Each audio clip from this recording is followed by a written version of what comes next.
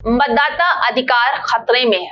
जी हां, एसआईआर को लेकर सुप्रीम कोर्ट में सोमवार को हुई सुनवाई में अदालत ने बेहद सख्त रुख अपनाते हुए स्पष्ट किया कि अगर याचिकाकर्ताओं के आरोपों में दम पाया गया और प्रक्रिया में गड़बड़ियां साबित हुई तो ये सूची ड्राफ्ट बनने के बाद भी पूरी तरह से रद्द की जा सकती है।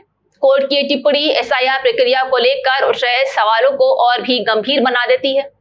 सुप्रीम कोर्ट ने दस्तावेजों को लेकर आयोग से जवाब तलब किया और इस बात पर हैरानी जताई कि आयोग अब तक ठोस और विश्वसनीय दस्तावेज प्रस्तुत करने में विफल रहा है।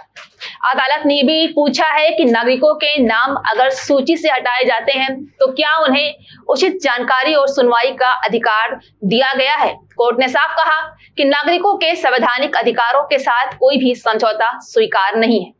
अगली सुनवाई की तारीख 29 जुलाई को तय की गई है, जहां ये तय हो सकता है कि अदालत आगे की प्रक्रिया को किस दिशा में ले जाएगी। वहीं कल की सुनवाई से ये संकेत साफ है कि अदालत सिर्फ तकनीकी आधारों पर नहीं बल्कि नागरिक अधिकारों और संवैधानिक मूल्यों के आधार पर फैसला करेगी। सुनवाई के दौरान कोर्ट की बातों से ये साफ हुआ है कि आयोग खुद भी दस्तावेजों को लेकर आश्वस्त है। वो ना जवाबों में स्पष्टता दिखा रहा है और ना ही प्रक्रिया को पारदर्शी साबित कर रहा है। कोर्ट ने यहां तक कह दिया है कि पूरी प्रक्रिया कृपया और सहयोग के आधार पर नहीं चल सकती है। इस पूरे मामले में एक और चिंताजनक पहलू ये है कि मतदाता अधिकार जैसे संवेदनशील मुद्दों पर आम जनता में जागरूकता और सक्रियता बेहद कम है। विशेषज्ञों का मानना है कि यदि लोगों में समय रहते आवाज नहीं उठाई तो उनके लोकतांत्रिक अधिकारों पर गहरी चोट हो सकती है।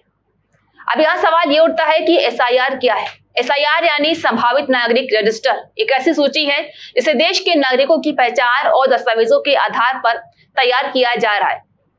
ये सूची भविष्य में मतदाता रजिस्टर, सरकारी योजनाओं की पात्रता और यहां तक कि नागरिकता के निर्धारण में भूमिका निभा सकती है। हालांकि इस प्रक्रिया पर लगातार ये आरोप लगते रहे हैं कि लाखों लोगों के नाम बिना उचित प्रक्रिया के हटाए जा रहे हैं और उन्हें कोई जानकारी नहीं दी जा रही है। अब सबकी नजरें आज अगली सुनवाई पर है, जहां सुप्रीम कोर्ट की आज की सख्ती से ये तय है कि अगर आयोग अपनी प्रक्रिया को न्यायसंगत और पारदर्शी साबित नहीं कर पाया तो बड़ा फैसला सामने आ सकता है।